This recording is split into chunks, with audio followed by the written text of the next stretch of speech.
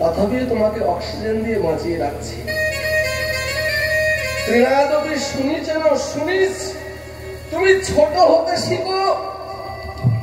বাবা বলতো ছোট না হলে বড় হওয়া যায় না। শ্রদ্ধেয় ব্যক্তিকে শ্রদ্ধা করতে শিখো।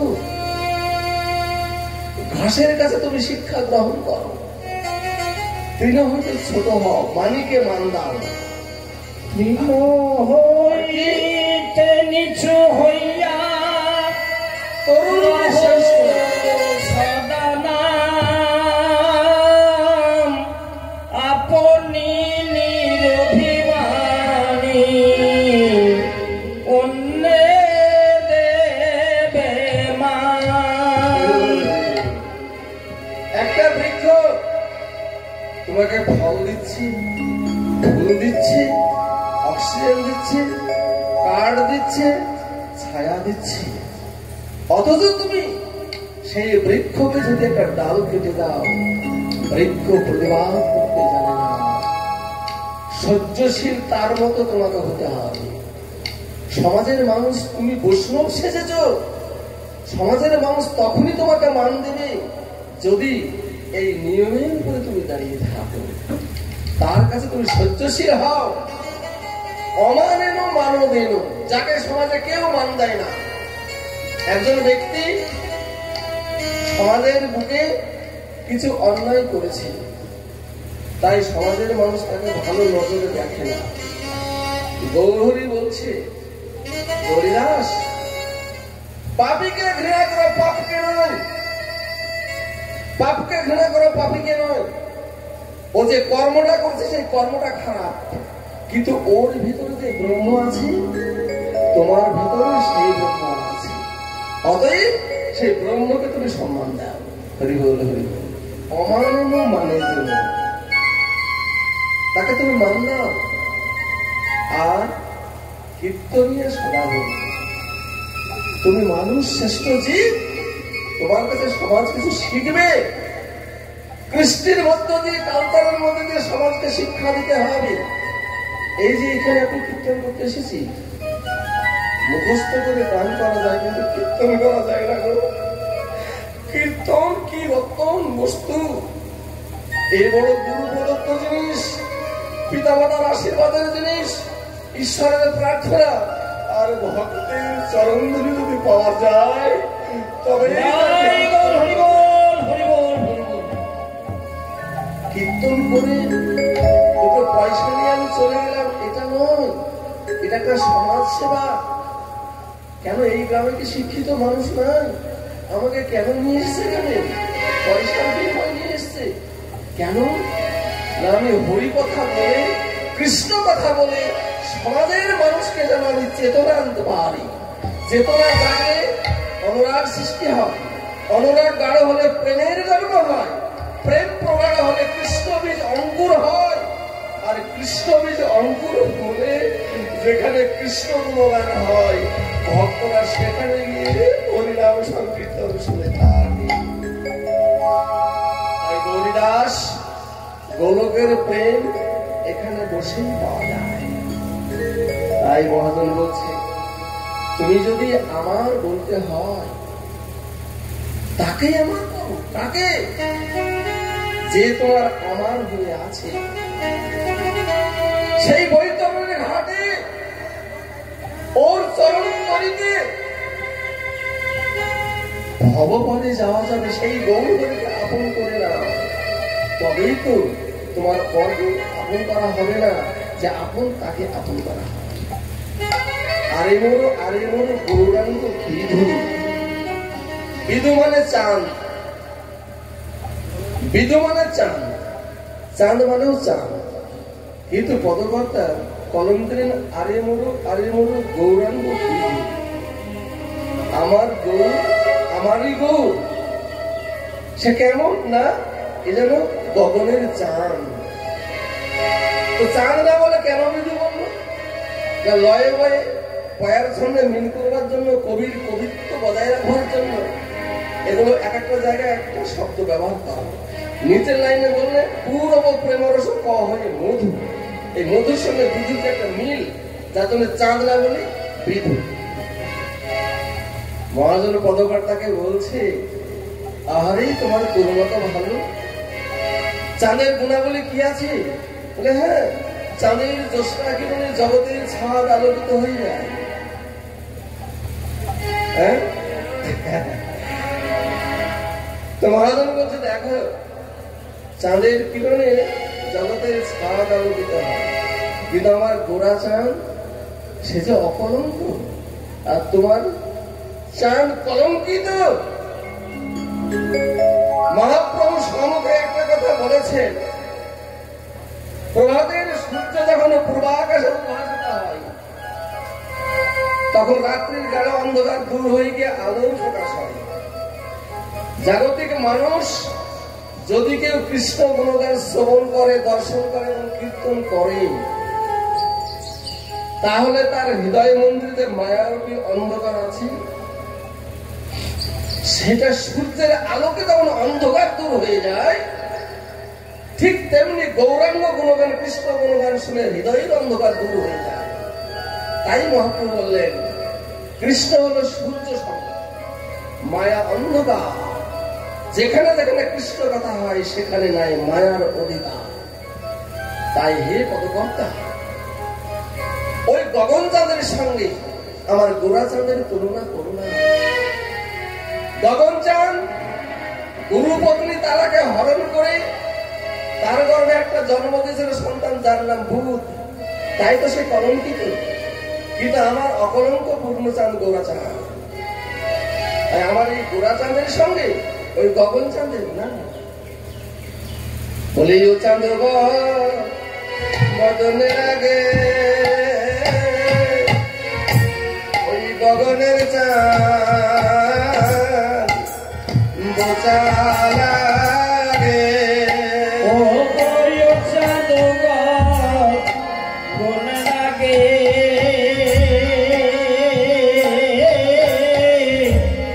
আমার গগন চাঁদকে বোঝা লাগে।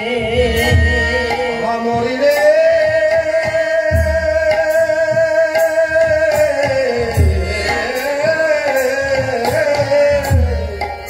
গোরা চাঁদ গগনে লাগে, ওই গগন চাঁদকে বোঝা লাগে।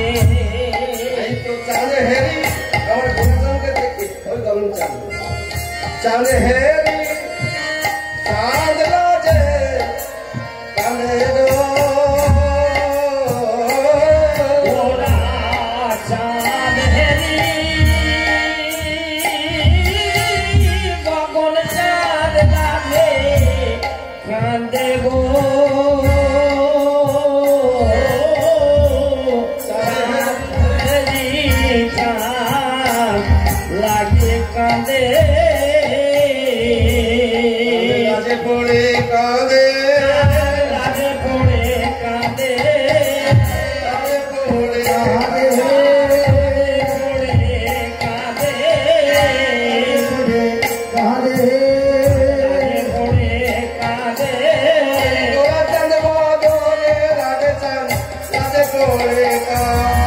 গোরা চাঁদ বদনে রাধে চাঁদ লাজে পড়ে কাঁদে। এই মুখ দেখাবো কেমনে,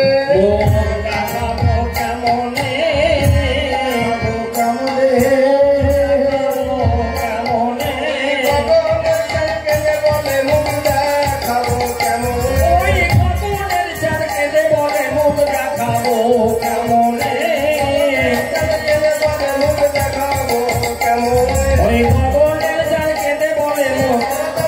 দেখে গেলে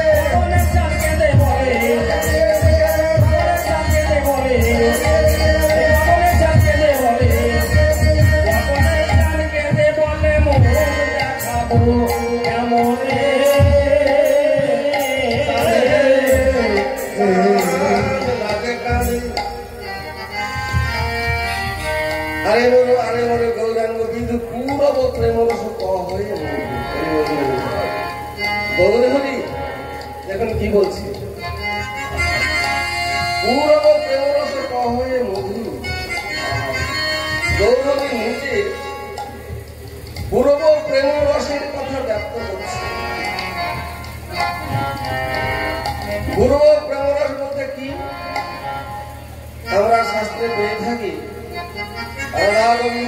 পবিত্র তুমি হচ্ছে আমার গৌরাঙ্গ সুন্দর। তো পদকর্তা কলেন দিলেন পূর্ব প্রেম রস। পূর্ব লীলায় গৌর হরি যে ব্রজ লীলায় গোবিন্দ ছিল, সেই রসের কথা পূর্ব প্রেম রস হয়ে মধু। আগে হরি কথা কৃষ্ণ কথা সবসময়তেই মধু, তাই না? মিষ্টি। তবে মিষ্টি কখন লাগে? মিষ্টি তখন লাগে যখন একটু সাজিয়ে গুছিয়ে কৃষ্ণ কথা বলা যায়, ভক্তদের যেন হৃদয়ঙ্গম হয়, তবে তো ভালো লাগবে। আবার শ্রোতারা যদি মনোযোগ সহকারে না শোনে, বক্তা যতই বলুক, হবে না মিষ্টি, মধুর হবে না। তো গৌরহরি পূর্ব প্রেম রসের কথা কম হয়ে মধু, মধু তো হবেই। স্বয়ং গৌরহরি যে ভোজে গোবিন্দ ছিল, সে তার অন্তরঙ্গ বহিরঙ্গ ভক্তদেরকে নিয়ে কৃষ্ণ কথা বলছে। মহাপ্রভুর ভক্ত ছিল দুই রকমের।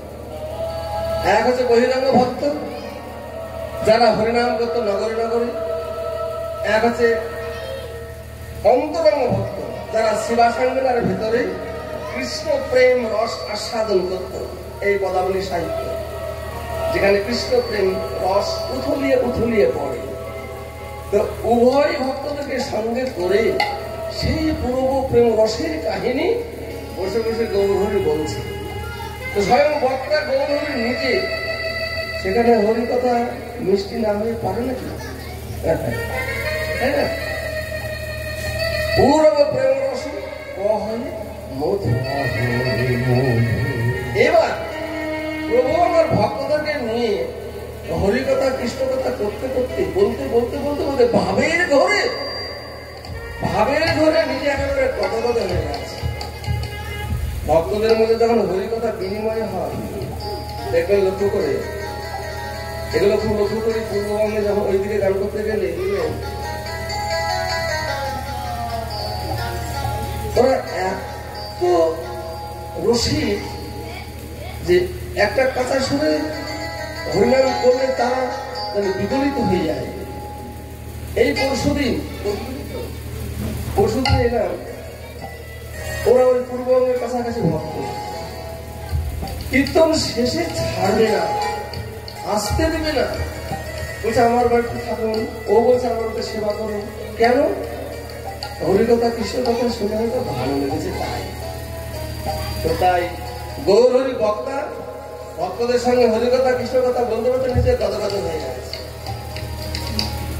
ভাব ভরে গদগদ আমার গোরা গোরা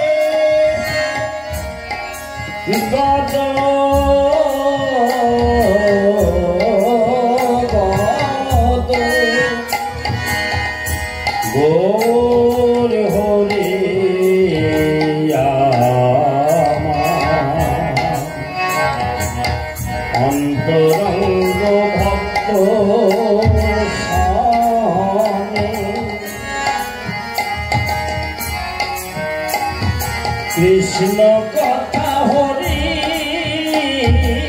কথা বলছেন, হরি কথা বলতে বলতে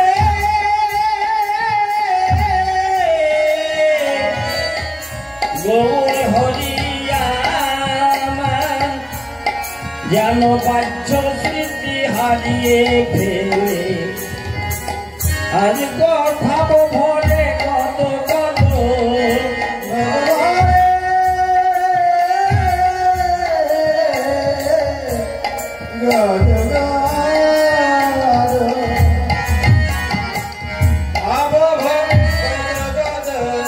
জানো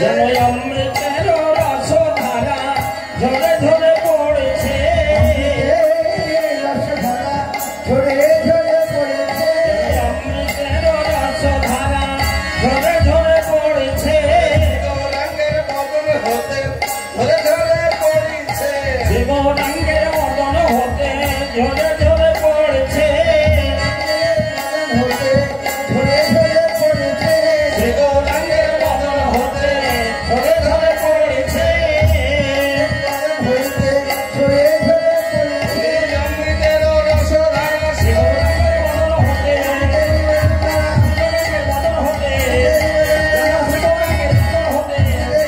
গৌরাঙ্গের বদন হতে বদন হতে ঝরে ঝরে পড়েছে। পদকর্তা বলছে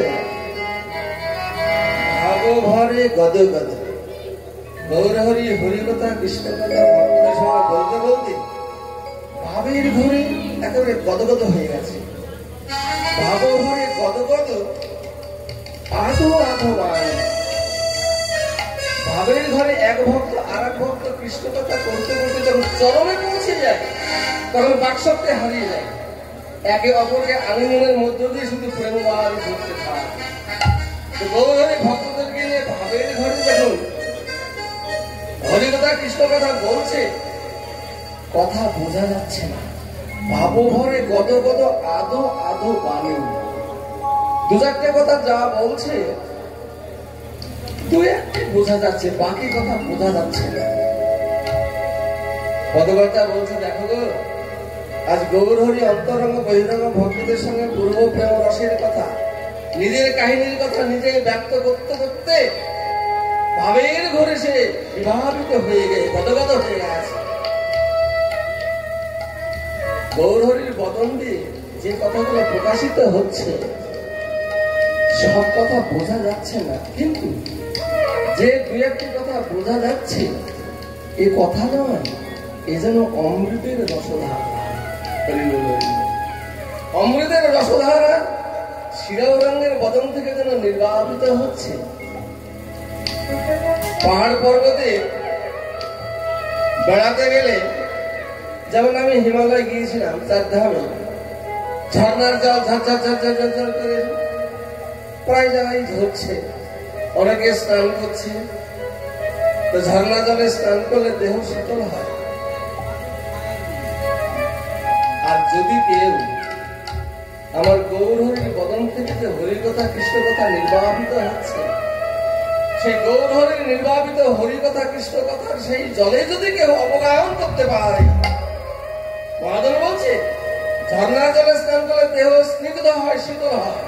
আর আমার গৌরাঙ্গের বদন দিয়ে যে নির্বাপিত হচ্ছে হরিকথা রসধারা, সেই রসধারায় যদি কেউ জগতের মানুষ স্নান করতে পারে, তবে তার ত্রিতাবে জ্বালায় আর রবে না, ত্রিতাবে জ্বালায় আর রবে না, ত্রিতাবে জ্বালায় আর রবে না, ত্রিতাবে জ্বালায় আর রবে না। রসধারায় স্নান করলে ত্রিতাবে জ্বালায় আর রবে না। ওই প্রেম রসধারায় স্নান করিলে ত্রিতাবে জ্বালায় আর রবে না।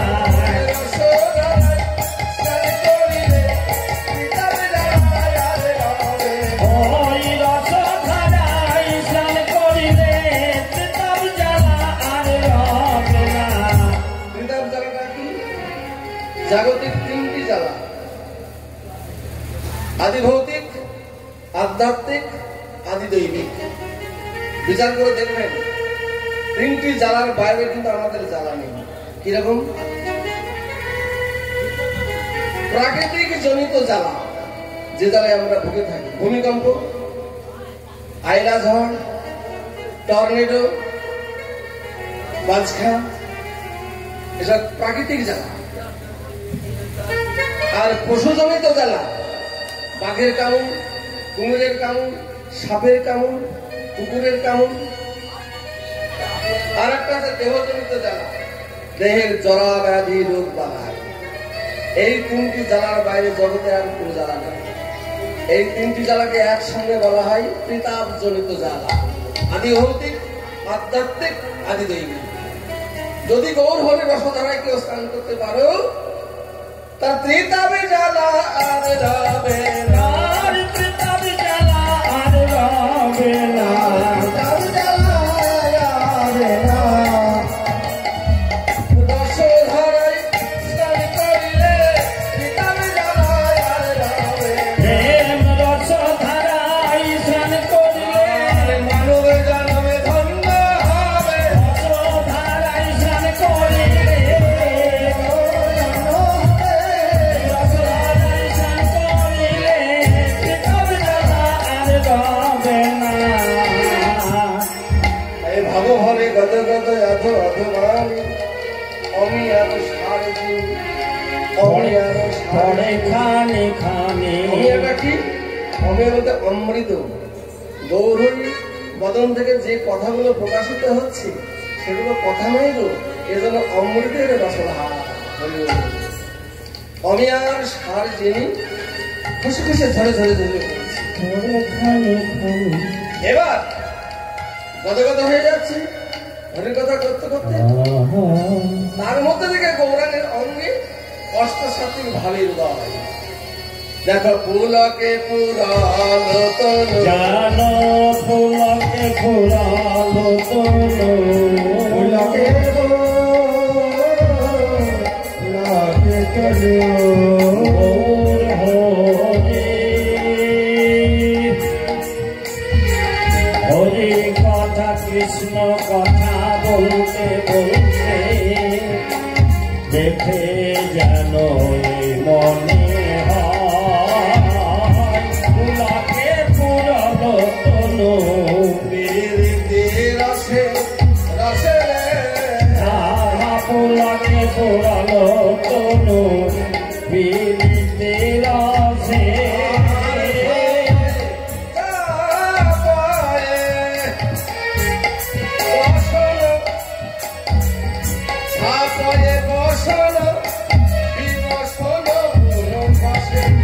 জানো ছাপই বসন বিবসে পুন বসে।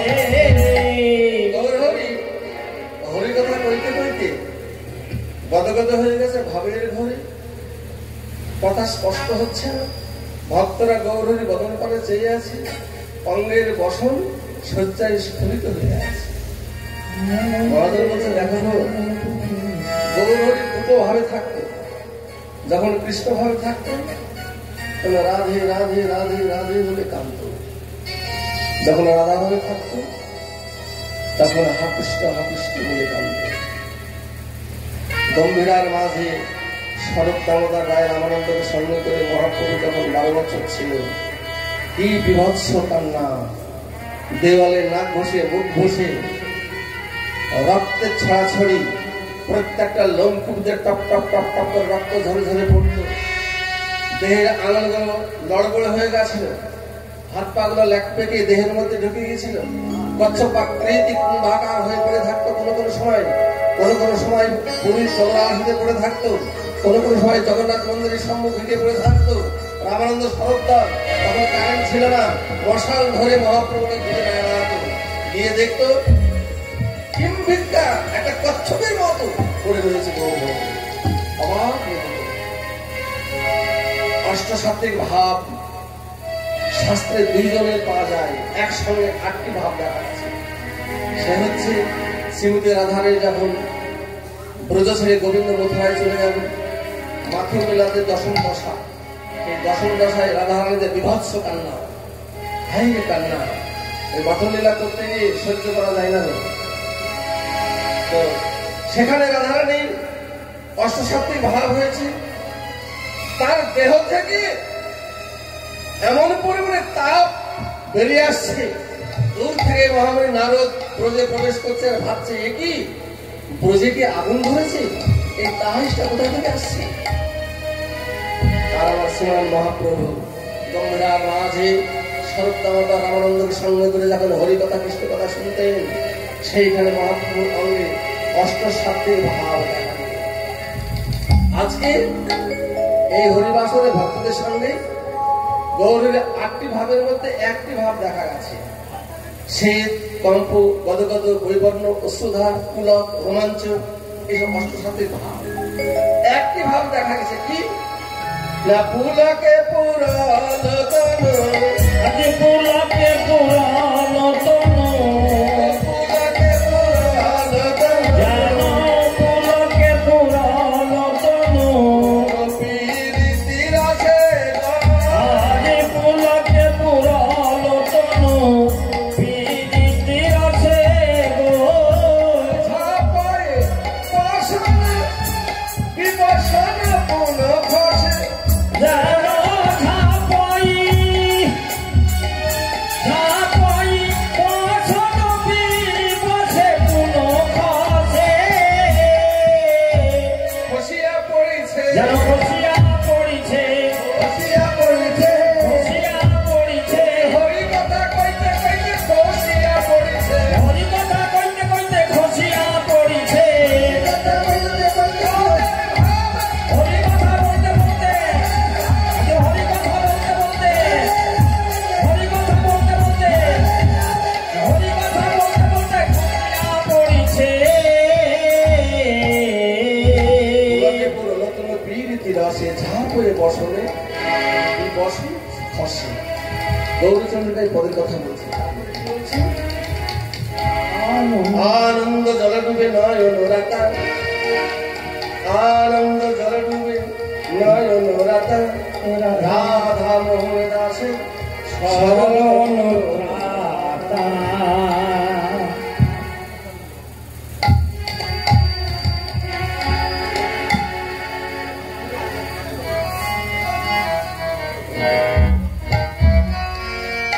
রাধা মোহন দাসের শরণ রাধা মোহন দাস করে রাধা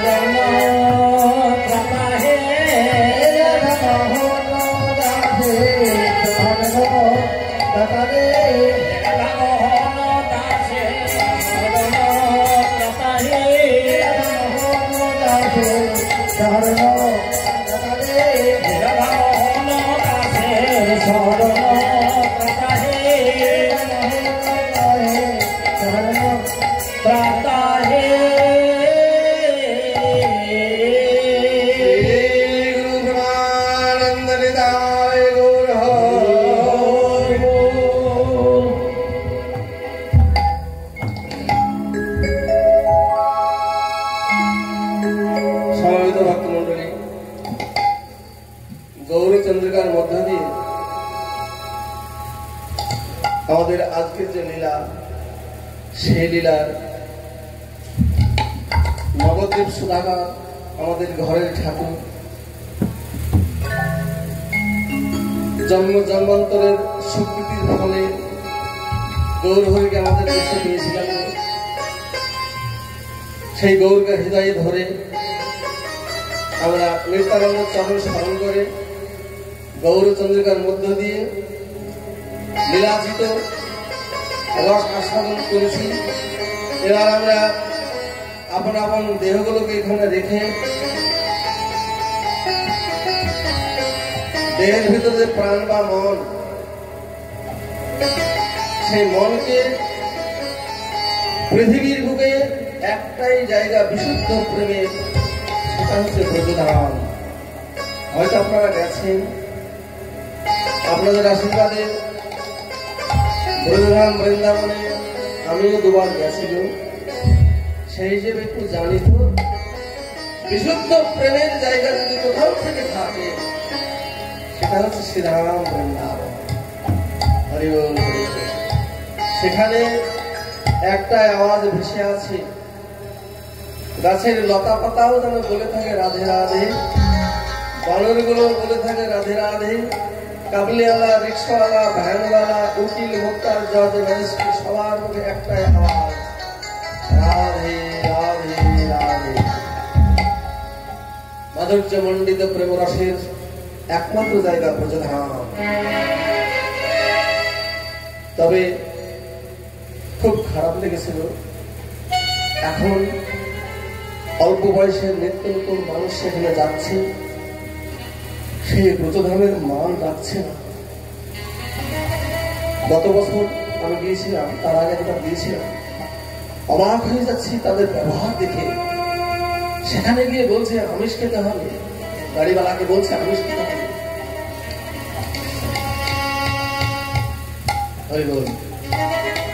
তো চলুন যাই, এবার আমরা ব্রজেশ্বরী শ্রীমতী রাধা ঠাকুর আনন্দ, তার মুখে শুনবো কৃষ্ণ প্রেম রসের কথা।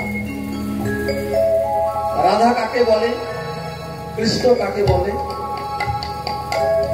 যদি সময় হয় পরের আসলে বলবো। আজকে আমাদের আস্বাদনের লীলা, রসোদ্গার লীলা। তো মাধুর্য মণ্ডিত রসের কথা শুনবার আগে ব্রজেশ্বরী বৃন্দাবন বিলাসী অষ্টসখী শিরোমণি বৃষভন রাজনন্দিনী কৃষ্ণ বক্ষ বিলাসী শ্রীমতী রাধারানীর নামে একবার জয় জয় জয় রাধারানী কি জয়, রাধারানী কি জয়, রাধারানী কি জয়।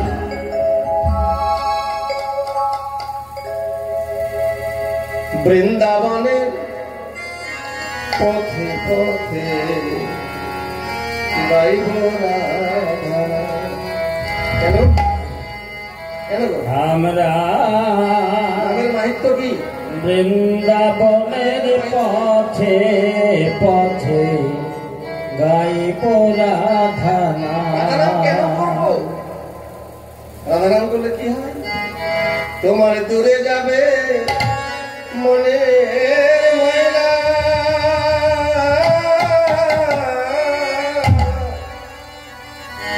পূর্ণ হবে মনস্কার। বৃন্দাবনের পথে পথে গাইব রাধা। আমরা বৃন্দাবনের পথে পথে গাইব রাধা নাম। বৃন্দাবনে পথে পথে গাইব রাধা নাম। আমরা বৃন্দাবনের পথে পথে গাইব রাধা নাম। রাধারানীর মন্দিরে গিয়ে একটাই প্রার্থনা, হে রাধে, সারা জীবন কর্ম করতে করতে জীবন অতিবাহিত হয়ে গেল, তোমার চরণতলে এসেছি। শিশুরা বাবা মার চরণে অপরাধ করলে যেমন অপরাধ মনে করে না, হে রাধে, আমি তোমার চরণের দাস, তুমি প্রভু। আমি যদি চরণে অপরাধ করে থাকি, তুমি আমাকে সন্তান জ্ঞানে অধম জ্ঞানে ক্ষমা করো, বৃন্দাবনের পথে পথে ক্ষমা করো। গাইব রাধা কেন জানো? জীবনটা তো কাটিয়ে দিলাম নানা কাজের ভিড়ে। আমরা জীবনটা তো কাটিয়ে দিলাম নানান কাজের ভিড়ে। জীবনটাকে কাটিয়ে দিলাম নানা কাজের ভিড়ে। আমরা জীবনটা তো কাটিয়ে দিলাম নানা কাজের ভিড়ে। মনে অন্তিমেতে আশার দেবে,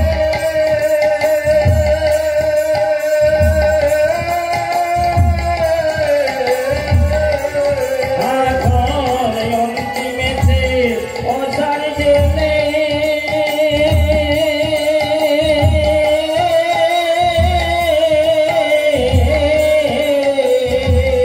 এলাম তোমার তোমার।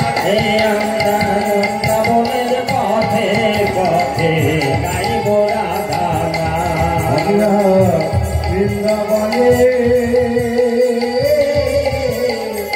পথে পথে গাইব রাধা নাম।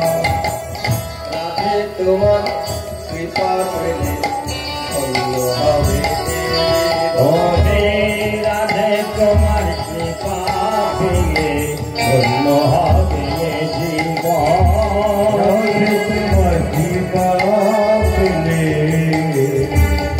ধন্য হবে এ জীবন। ওরে রাধে তোমার কৃপা পেলে ধন্য হবে জীবন। সার্থক হবে ভবে আশা,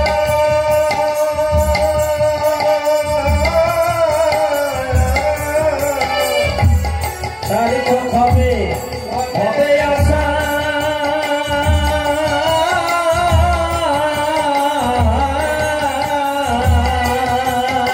আমার সার্থক হবে আমরা বৃন্দাবনের পথে পথে গাইব রাধা। বৃন্দাবনে পথে পথে গাইব রাধা নাম।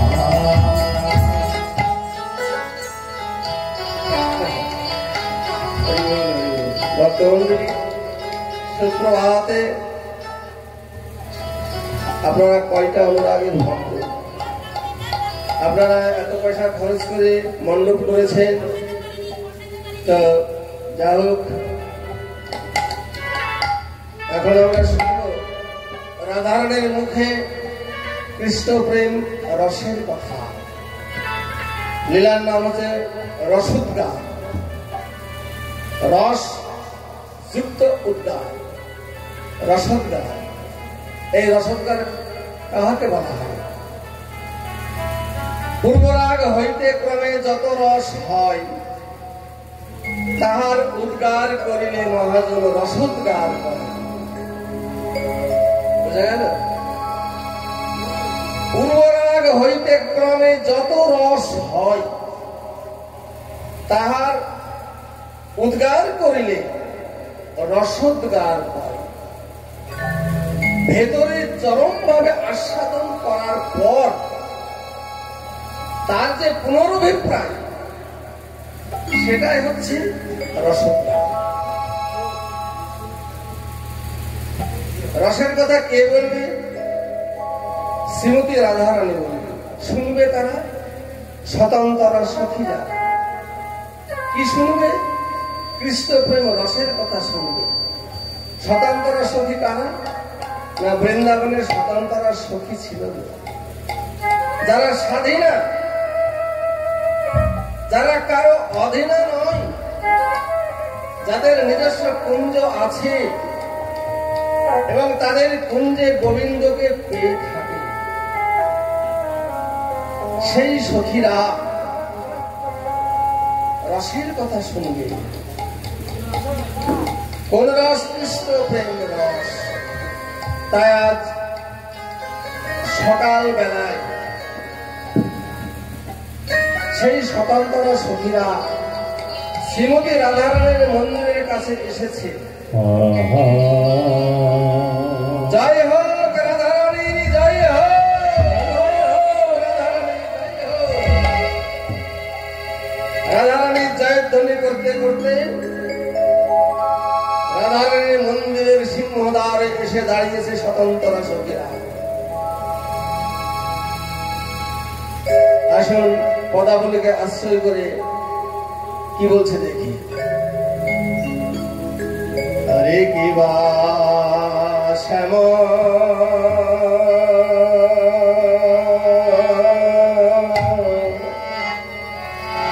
শ্যামলা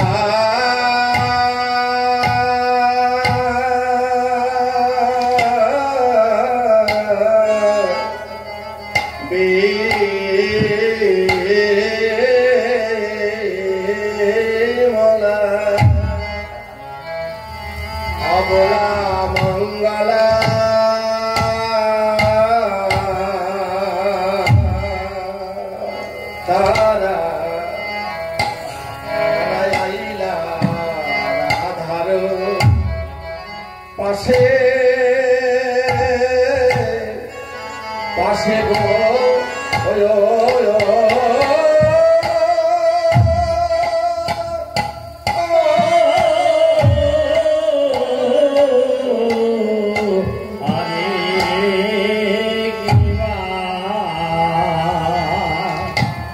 আজ শ্যাম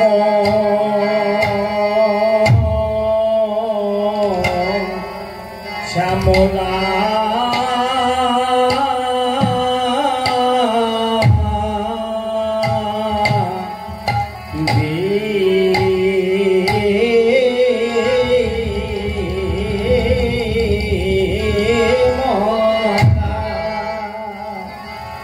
আজ শ্যামলা বিমলা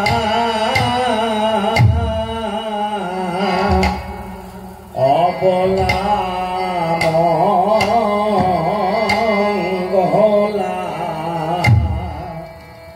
তারা আইলো রাধার পাশে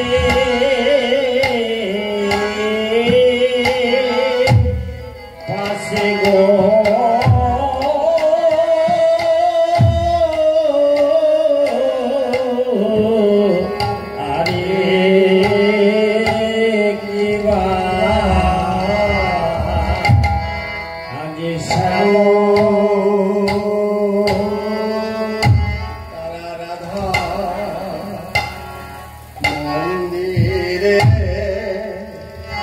এসে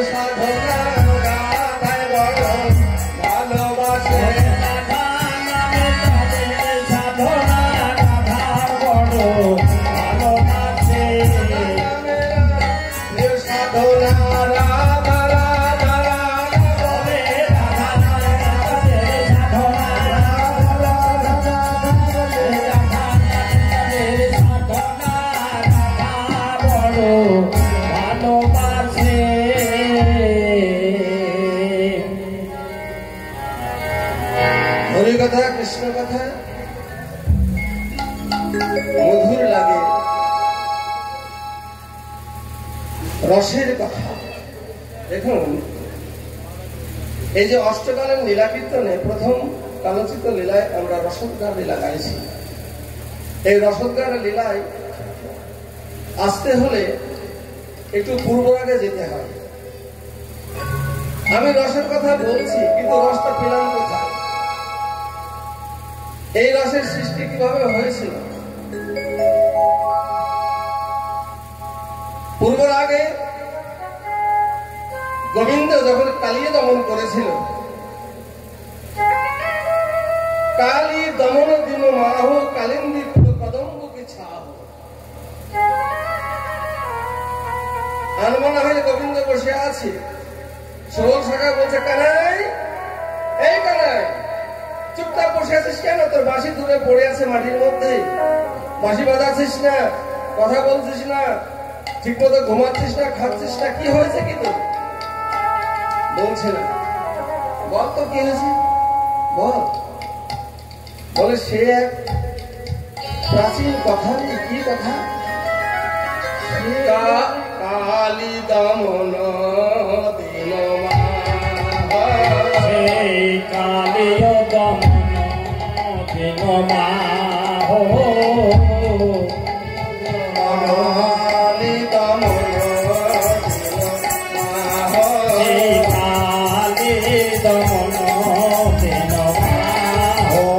কালী দমন যেদিন আমি কালীয় দমন করেছিলাম, সেই দিন কালিন্দীর কুলে নিকট অর্থাৎ কদম বৃক্ষের নিচে দেখেছিলাম। কি দেখেছিলাম? কত শত ব্রজ নববাল, কত শত ব্রজ নবমাবাল পেয়ে খুনু জনথির বিজয়ী করলাম। তহি ধনী মনে মনি দুই চারি, তহি মনে মোহিনী মোহিনী এক নারী। জানিস সুবোধ, যেদিন আমি কালীয় দমন করেছিলাম, ওই কালীয় দহের তীরে দাদা বলরাম সেদিন গিয়েছিল না জন্মদিন বলে, ঝুলন পূর্ণিমার দিন বলরামের জন্মদিন, আর সেই দিন কালীয় দমন হয়েছিল। তো কালীয় দমন করে যখন কুলে উঠেছিলাম, দূরে লক্ষ্য করেছিলাম কালী দমন দিন মাহ কালিন্দীর কুল কদম্ব কি ছাহ। অদূরে কদম বৃক্ষের নিচে তহি ধনী মনি মনি দূরে চারি, অনেকগুলো রমণী দাঁড়িয়ে আছে। তহি মন মোহিনী মোহিনী এক নারী, তাদের মধ্যে এক অপরূপ রূপে রমণী দর্শন করে সেই দিন থেকে আমার আর কিছু ভালো লাগে। আরে সেটা অনেকদিন আগেকার কথা না, শুধু সেই দিন নয়, তারপরেও দেখেছি সখীর সঙ্গে সেই রমণী যমুনার জলে চলে যাচ্ছে। কিভাবে যাচ্ছে? গেলি কামিনী গজহ গামিনী বিহসি পালতি নেহারি রে। গেলি কামিনী গজহ গামিনী বিহসি পালতি নেহারি রে। কামিনী গজহ গামিনী বিহসি পালতি নেহারি রে। গেলি কামিনী গজহ গামিনী বিহসি পালতি নেহারি রে। ইন্দ্রজালক কুসুম সায়ক কুহক ভেদ নারী রে। সে ইন্দ্রজালক কুসুম সায়ক কুহকি ভেলি বড় নারী রে। সুবল শাখা বলছে, তারপর জানিস তো আমি দেখলাম কতগুলো রমণীকে সঙ্গে করে সেই রমণী গেলি কামিনী গজহু গামিনী, গজগমনে সেই রমণী চলে গেল। নারীর চলন গতিকে বলা হয় লাস্য গতি বা গজগতি, আর পুরুষের চলার গতিকে বলা হয় তাণ্ডব গতি। তো গজগমনে সেই রমণী যমুনার দিকে চলে গেল। কিভাবে গেল? যখন চলে গেল, এক পলক আমার দিকে এমন ভাবে তাকালো, ইন্দ্রজালক কুসুম সায়ক কুহক ভেলু বড় নারী। ইন্দ্রজালক কুসুম সায়ক কুহকি ভেলি বড় নারী রে। এমন ভাবে গেল, হঠাৎ আমার দিকে এমন ভাবে চেয়ে দেখলো, তার কুসুমবান যেন আমার হৃদয় এসে আঘাত করলো। আমাকে একটা ইন্দ্রজালের মধ্যে ফেলে চমৎপদ করে সে চলে গেল। কিভাবে গেল? জড়ি ভুজ যুগ মরিবে ততহি বয়ানো ছন্দরে জড়ি ভুজ যুগ মরিবে ভালো ততহি বয়ানো সুছন্দরে। এমন হয়ে গেল স্বর্ণলতাময় ভুজলতা দুটো বাহুকে মুড়েছে, মুড়ে এইভাবে তুলেছে। জড়ি ভুজ যুগ মরিবে ভালো ততহি বয়ানো ছন্দরে জড়ি ভুজ যুগ মরিবে ভালো ততহি বয়ানো সুছন্দরে। নাম চম্পকে কাম পূজল জৈসে শারদ চন্দরে জানো নাম চম্পকে রাম পূজল জয়ছে শারদ চন্দরে। স্বর্ণময় ভূষদ্বয় যখন মুড়ে এইভাবে তুলতেছে, দূর থেকে দেখে মনে হচ্ছে কত বাহুনা যেন চম্পা ফুলের মালা, আর বদন খান যেন মনে হচ্ছে একটা শারদীয় পূর্ণিমার চাঁদ। কামদেবতা চম্পা ফুলের মালা দিয়ে চন্দ্রদেবের পুজো করে, তো মনে হচ্ছে যেন কামদেবতার এই স্বর্ণময় ভূষদ্বয় এটাকে চম্পা ফুলের মালা পদকর্তা বলছে, আর বদনটা আছে পূর্ণিমার চাঁদ। কামদেবতা চম্পা ফুলের মালা দিয়ে চন্দ্রদেবের পুজো করে, তো দেখে মনে হচ্ছে দাম চম্পকে কাম পূজল জৈসে শারদ চন্দরে রাম চম্পকে রাম পূজল জয়ছে শারদ চন্দরে। কামদেবতা পূজা করে জানো কামদেবতার পূজা করে, পূজা কর জানো কামদেবতার পূজা করে। ফুলে মালা দিয়ে যেন কামদেবতার পূজা করে ওই চম্পক ফুলের মালা দিয়ে জানো শারদিয়া পূর্ণিমা চম্পক ফুলের মালা দিয়া, ওই চম্পক ফুলের মালা দিয়া কামদেবতার পূজা করে। তাহলে সেই চম্পকে কাম আর কোনদিন দেখেছি বলে আর একদিন দেখেছি, কবে দেখেছি জানিস শুভ? একদিন আমি যমুনার ধার দিয়ে যাচ্ছি, দেখছি যমুনার জলে একটা মূর্তিময় প্রতিমা ভেসে যাচ্ছে। তার এত উজ্জ্বলতা, এত চমৎকারিতা যে সেই প্রতিমা পূজারী মনে হচ্ছে তাকে ভাসিয়ে দিয়েছে, তো তার বদন কমল থেকে মনে হচ্ছে চন্দ্রের মতো জ্যোতি প্রকাশিত হচ্ছে। তা আমি ছুটে গেলাম সেই প্রতিমাকে আনতে, সেখানে গিয়ে দেখছি জানিস শুভ, সেখানে গিয়ে দেখছি না না না না না, সে মৃত প্রতিমা নয়, প্রাণময়ী প্রতিমা। সে তাকাচ্ছে, কথা বলছে, হাসছে সঙ্গীতের সঙ্গে। ও মা, প্রাণময়ী প্রতিমা। তো শুভ বলছে, আরে তুই নারীদের ঘাটে গেলি, সেখানে পুরুষদের যাওয়া নিষেধ, সেখানে গেলি, হ্যাঁ তুই তো এটা অন্যায় করেছিস। বলছে, দেখ আমি না প্রতিমা ভেবে ওকে আনতে গিয়ে আমি ওর বদন বনের চেয়ে আমি চলত্রহিত ক্ষমতা আমার হারিয়ে গেল, মানে আমি আর চলতে পারছি না। বদন কমলের চেয়ে যে দেখছি যে না, এ তো মৃতময়ী প্রতিমা নয়, এ তো প্রাণময়ী প্রতিমা, এ তো প্রাণ আছে, কথা বলছে, হাসছে। সেই থেকে না আমি আমাকে আমি এমন সময় বিশাখা সতী আসছে। বিশাখা সতী এসে বলছে, শ্যামনগর সুবল সঙ্গে কি কথা কহিত, কি কথা কহিত সুবল শোনে, কথা কহিতে কহিতে কাঁদিছ কেন? কি কথা কহিছ নাগর রাজ, আমারে কখনো মনের কাজ, মনের মর্ম কহিবা যাবে, বেদনা বাটিয়া লইব, তবে কি হয়েছে বলো।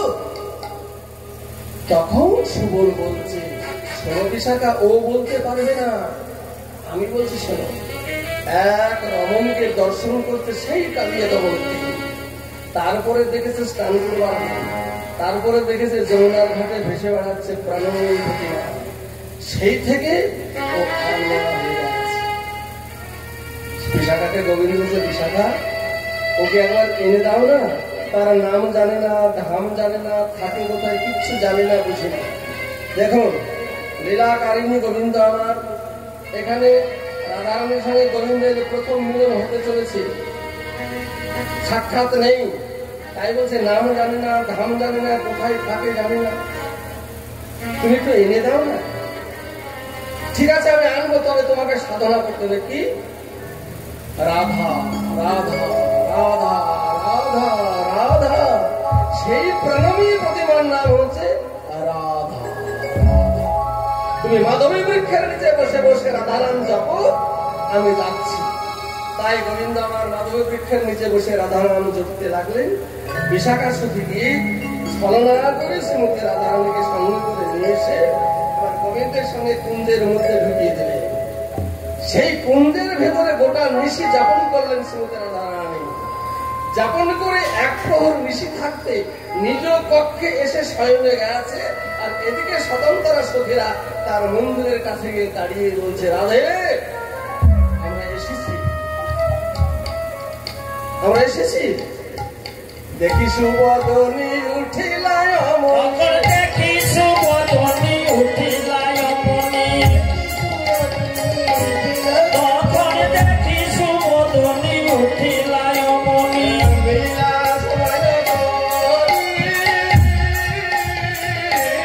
তখন দেখি সুবদনী উঠিলায় অমনি, মিলিলা গলায় ধরি।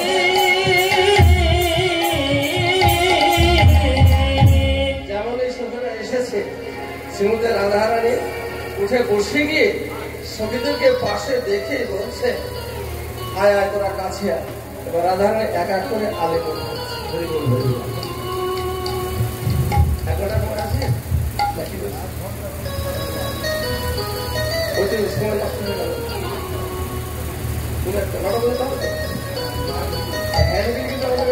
হ্যান্ডেল চেয়েছিলাম লড়া বদল করতো নাকি?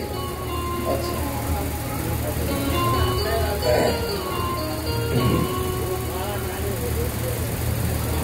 শ্রীমতী রাধারানী উঠে আলিঙ্গন করছে, আয় তোরা কাছে আয়, একটু আলিঙ্গন করি রে। শ্যামলা বিমলা বলছে, হ্যাঁ রাধে আলিঙ্গন করছিস বলে? হ্যাঁ, আমার সাথে তোদের অনুরাগ প্রেমটা বেশি আছে তো। কেন বেশি আছে? আমি আমার গোবিন্দকে ভালোবাসি, তোরাও আমার গোবিন্দকে ভালোবাসিস, আর গোবিন্দকে তোরা আমার অধিক ভালোবাসিস বলে তোরা সাত সকালে আমার কুঞ্জে এসেছিস গোবিন্দের গুণকীর্তন শুনবার জন্য। অতই তোদের অনুরাগ প্রেমটা বেশি রে, অতই কাছে আয়। তাই রাধারানী একে একে প্রত্যেককে আলিঙ্গন। দেখি সুবদনী উঠিলা অমনি, মিলিলা গলায় ধরি। কাছে আয়, একটু অনুরাগ প্রেমটা নেই। আলিঙ্গন কভার করে গো, একবার না দুইবার না তিনবার। ঠাকুরের তরফে অঞ্জলি যেমন তিনবার দিতে হয়, আলিঙ্গনও তিনবার করতে হয়। কেন? আপনারা অনুরাগী ভক্ত, শুধু স্মরণ করিয়ে দিচ্ছি মাত্র, আপনারা তো সবই জানেন। একে অপরের মধ্যে যে কৃষ্ণ প্রেম সঞ্চয় থাকে তো, কিন্তু সবার সমান থাকে না। তাই একবারে যদি না হয় দুইবারে, দুইবারে না হলে তিনবার, এক ধাক্কায় না হলে দুই ধাক্কায়, দুই ধাক্কায় না হলে তিন ধাক্কায় আলিঙ্গনের মধ্যে দিয়ে কৃষ্ণ প্রেম একে অপরের মধ্যে ভাতৃত্বসম পুত্র জ্ঞানে মাতৃত্বের বন্ধনে একে অপরের মধ্যে তিনবার আলিঙ্গনে উভয়ের মধ্যে সমান সমান হয়ে যায়। তাই আলিঙ্গন তিনবার রাধারানী একে একে সখীদেরকে আলিঙ্গন করছে। এবার সখীরা বলতে, শোন রাধে, আজকে তোর কাছে বিশেষ উদ্দেশ্য নিয়ে এসেছি। কি? রায় মুখ হেরি হইয়া মহাসুখী, রায় মুখ হেরি হইয়া মহাসুখী, রায় মুখ হেরি হইয়া মহাসুখী, মুখ হেরি হইয়া মহাসুখী, রায় মুখ হেরি হইয়া মহাসুখী, হয়ে কৌতুক কথা, কৌতুক কথা,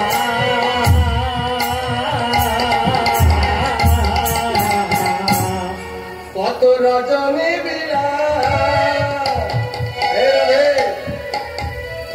কত রজনী বিলাস, কত রজনী সুখে ছিলি ভক্ত রজনীতে কি তুই সুখে ছিলি সুখে ভক্ত রজনীতে কি তুই সুখে ছিলি শ্যাম সঙ্গে নিকুঞ্জ বনে রজনীতে কি সুখে ছিলি ওই শ্যাম সঙ্গে নিকুঞ্জ বনে রজনীতে কি তুই সুখে ছিলি রজনী বিলাস শুনিতে ও সেই রজনী বিলাস কহিতে উল্লাস রজনী বিলাস শুনিতে সেই রজনী বিলাস কহিতে উল্লাস শুনিতে লাগয়ে সাধা এখন শুনিতে লাগয়ে সাধা লাগয়ে সাধা এখন শুনিতে লাগয়ে সাধা সুখদের কথা শুনে রাধারানী একটু হাসছে গো। বলছে হ্যাঁ তোরা তো এমন প্রশ্ন করেছিস যে নিকুঞ্জ কাননে গোবিন্দের সঙ্গে কিভাবে ছিলাম কত নিশ্চিতে সেই কথা তোরা শুনতে এসেছিস। হ্যাঁ রাধারানী হাসতে হাসতে বলছে হাস্য পরি হাসে রাসে রয় আবেশে রস পরি হাসে রসের আবেশে আয় হাসে রই হাসে রসের আবেশে হাস্য পরি হাসে রাসে রয় আপন হাস পরি হাসে রসের আবেশে হয় কৌতুক কথা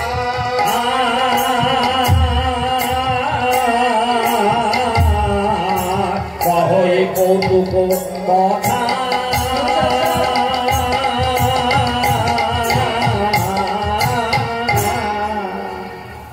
আচ্ছা আমি আমার গোবিন্দকে নিয়ে নিকুঞ্জ কাননে কুঞ্জের ভেতরে ছিলাম তো সেই সব কথা শুনতে চাইছি বলে হ্যাঁ আজকে তোর প্রাণ গোবিন্দের রূপের কথা শুনবো না প্রেমের কথা শুনবো না প্রেমের কথা শুনবো না আজকে শুনবো রসবিলাসের কথা।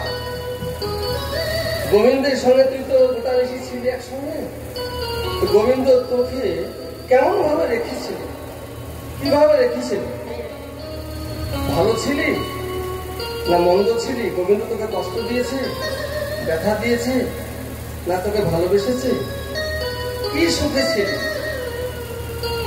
তো রাধারানী বলছে দেখ একটা কুঞ্জের ভেতরে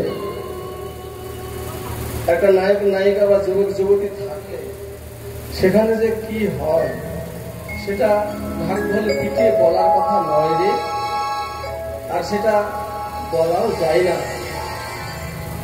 আমি আমার বধূকে নিয়ে গোটা দেশে ছিলাম তো সেই কথা কি তোদের সঙ্গে বলা যায় না বলতে পারি বলতো ওই কথাকে বলার কথা না বলা যায়। তুই যে প্রশ্ন করছিস তোরা এই জবাব আমি কেমন করে দেবো বল। আচ্ছা শোন শোন শোন আচ্ছা আমার বধূকে নিয়ে কুঞ্জের ভেতরে গোটা নিশি ছিলাম সেই সব কথা শুনে তোদের লাভ কি বল সেই সব কথা শুনে তোদের লাভটা কি। আরে শ্যামলা বিমলা বলছে রাধে লাভ নাই শুধু লাভ নাই মহালাভ। কিরকম মহালাভ আরে কিরকম মহালাভ হ্যাঁ মহালাভ মহালাভ আছে বলেই তো তোকে প্রশ্ন করেছি কিরকম মহালাভ। আর তুই যখন কৃষ্ণ প্রেম রসের কথা বলবি বলতে বলতে তোর হৃদয়ে প্রেমের উদয় হবে আর ওই থেকে আমাদের ভিতরে চেতনা শক্তি জাগবে। চেতনা শক্তি জাগলে অনুরাগ গাঢ় হয় অনুরাগ গাঢ় হলে কৃষ্ণ বীজের জন্ম হয় কৃষ্ণ বীজের জন্ম হলে গোবিন্দকে পাওয়ার লালসা জন্মায় আর গোবিন্দকে পাওয়ার লালসা জন্মালে তখন হরিকথা কৃষ্ণ কথায় প্রেমবাদী ঝরে পড়ে লাভ না মহালাভ। আর সেই লাভের কারণে আমরা ছুটে এসেছি তোর কাছে এই সাত সকালে যদি বেলা বুঝে কে হোক শুনিতে শুনিতে সে হোক কি অদ্ভুত চৈতন্য চরিত কৃষ্ণের রূপে যে শিখি বুঝিবে রসের নীতি শুনিলেই হইবে বড় শুনিলে হইবে বড়হি। কত বড় কথা বলেছে মহাপ্রভু মানে মুখের বাণী।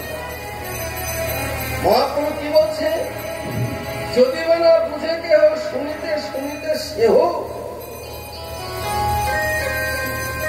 কৃষ্ণ কথা আপনি বুঝুন আর না বুঝুন, শুনতে তো বসেছেন, শুনতে তো এসেছেন, হরিসভায় বসেছেন, আপনি বুঝে বুঝে শুনছেন, আপনার মঙ্গল তো হবেই। মহাপ্রভু বলছে যদি বা না বুঝে কেউ শুনিতেছে বোঝে না, কিন্তু হরিসভায় বসে বসে শোনে, শুনতে শুনতে শুনতে শুনতে কি হয়, ছোঁয়াচের রোগ বোঝেন তো?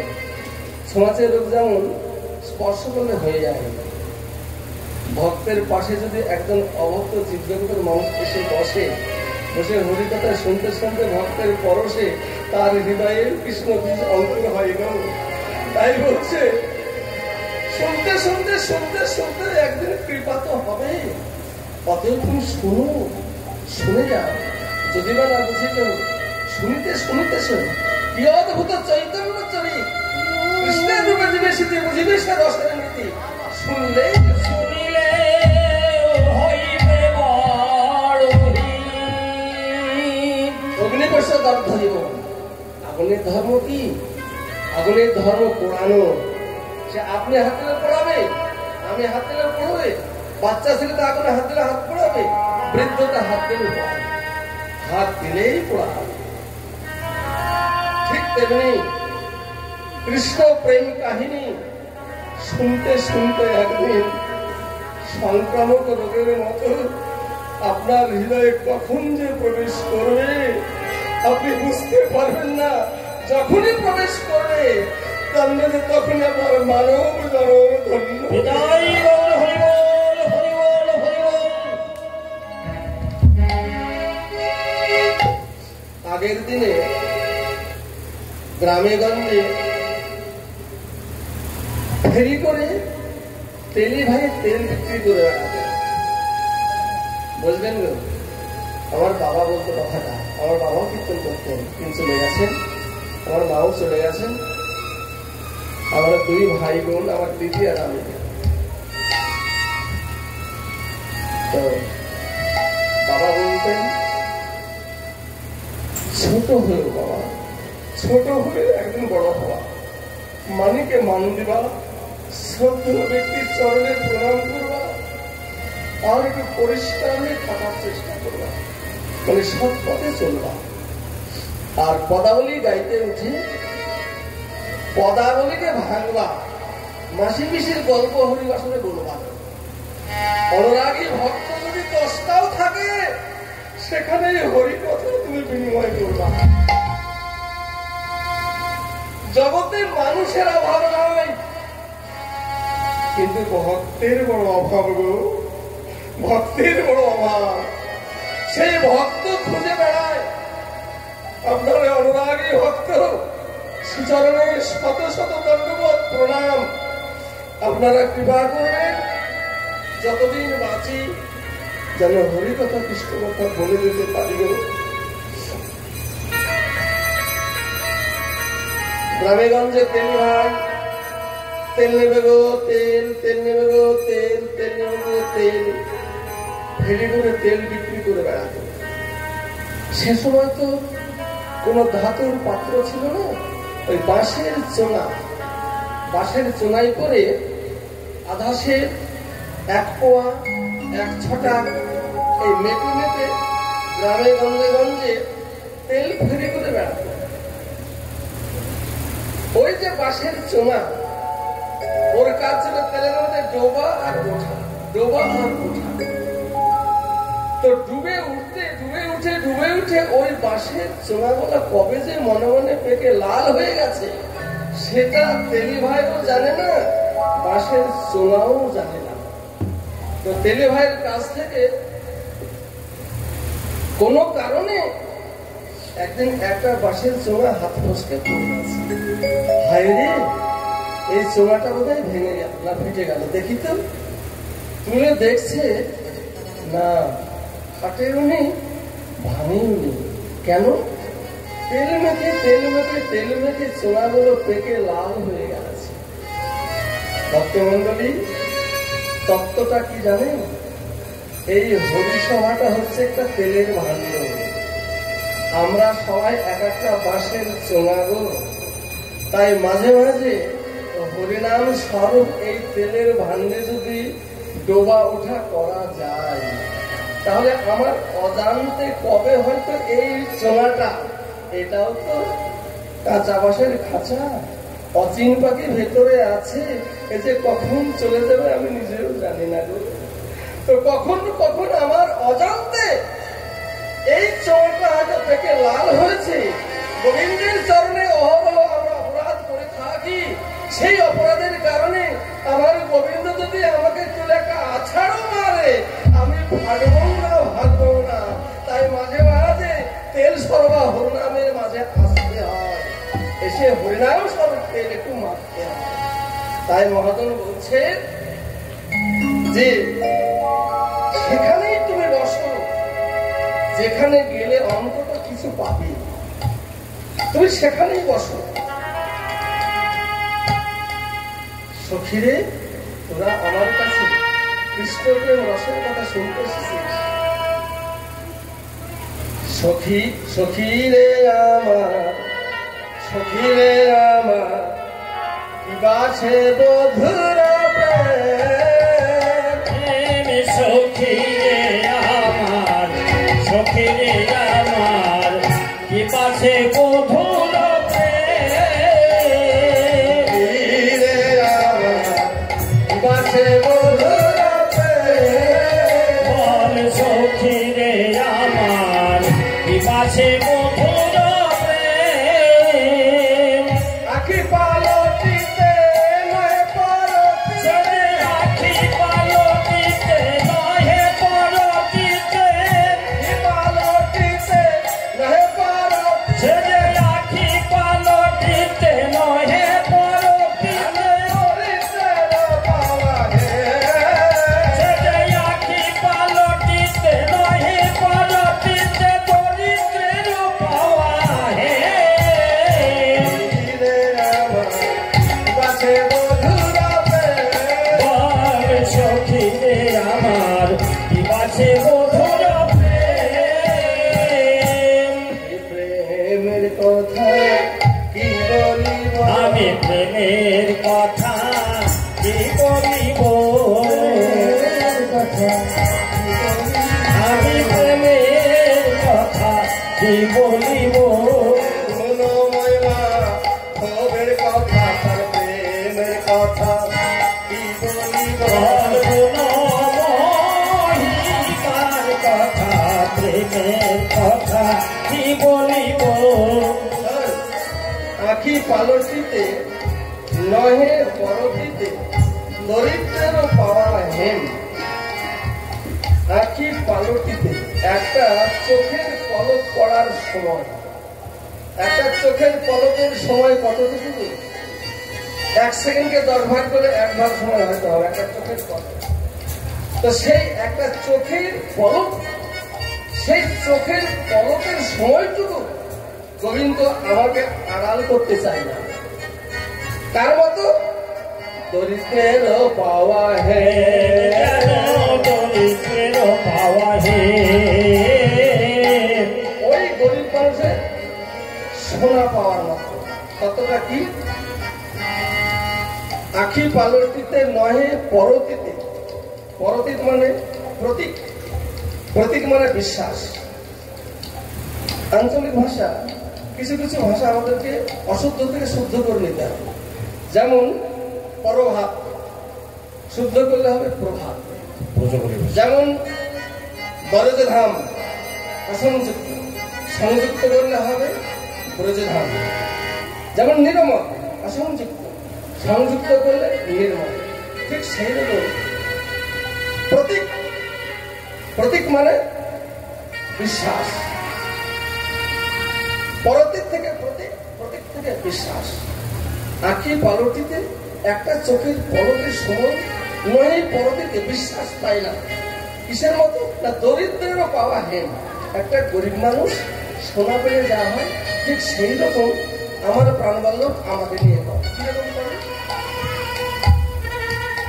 একটা গরিব মানুষ ভোরবেলায় মেঠো পথ দিয়ে চলছে, যেতে যেতে শীতের সময়তে দেখছে কুয়াশাতে ভেজা একটা ছোট্ট পোটলা পড়ে আছে রাস্তার ধার। অতি ভোর পোটলাটা তুলে খসিয়ে দেখছে অনেকগুলো সোনা। নিজে নিজে দেখছে ভাবছে এগুলো সোনা, এতগুলো সোনা এখানে পড়ে গেল। তবে কি রাত্রিতে কোনো ডাকাতের দল যেতে যেতে ফিরে গেছে? আবার ভাবছে এখানে সোনা তো, সোনা তো। চতুর্দিকে তাকিয়ে তাকিয়ে দেখছে না, কেউ তো নেই এখানে। মেঠো পথ, একা যাচ্ছে। এতগুলো সোনা আমি পেলাম, সোনা না ইমিটেশন না, সোনা তো। গরিব মানুষ সোনাকে বিশ্বাস পাচ্ছে না, আবার নিজেকেও বিশ্বাস পাচ্ছে না। আমি পেলাম, আমারও তো ব্যক্তি এই 1-1.5 কিলো সোনা পেলাম। তা সোনাগুলোকে গরিব মানুষ কখনো হৃদয়ে ধরে, কখনো মাথায় করে, হৃদয়ে ধরে মাথায় করে, হৃদয়ে ধরে মাথায় করে, হৃদয়ে ধরে একবার মাথায় করে। আর পেয়েছি পেয়েছি বলে হৃদয়ে ধরে মাথায় করে। আমি পেয়েছি পেয়েছি বলে হৃদয়ে ধরে মাথায় করে। বিমলা রে, আমার প্রাণবল্লভ যখন আমাকে কাছে পেল না, তখন জানিস তো কোথায় রাখবে ঠিক করছে না। একবার হৃদয়ে ধরে একবার মাথায় করে, যেন হৃদয়ে ধরে আবার মাথায় করে, মাথায় করে। একবার হৃদয়ে ধরে একবার মাথায় করে। পেয়েছি পেয়েছি বলে হৃদয়ে ধরে মাথায় করে। বলে পেয়েছি পেয়েছি বলে হরিদেরও সোনা পাওয়া, পেয়েছি পেয়েছি বলে হরিদেরও সোনা পাওয়া। আমি পেয়েছি পেয়েছি বলে হৃদয়ে ধরে আবার মাথায় করে। গরিব মানুষ সোনা দলে নিয়ে ভাবছে এই সোনা আমি রাখি কোথায়? আমার তো ছোট্ট একটা কুড়ে ঘর, তালপাতা, তালপাতার বেড়া, তালপাতার ছাউনি, পাটকাঠির ঝাপ গো, পাটশোলা পাটকাঠির ঝাপ। এই ঘরে আমি এতগুলো সোনা রাখবো কোথায়? লোহার কি দরজা, পাটকাঠির ঝাপ, শিকল নয়, দড়ি দিয়ে কোন রকম বেঁধে কুকুর শিয়ালের ঘর। চোর ডাকাত তো তোর ভয় নয়, ঘরে কি বা আছে? তো সোনাগুলো নিয়ে গরিব মানুষ ঘরের থেকে আসছে, রাখি কোথায়? কাঠের বাক্স নেই, সোনা লোহার সিন্ধুকে নেই। যাক বাবা, পাশের এই দোতলার বাড়িতে না হয় রাখবো।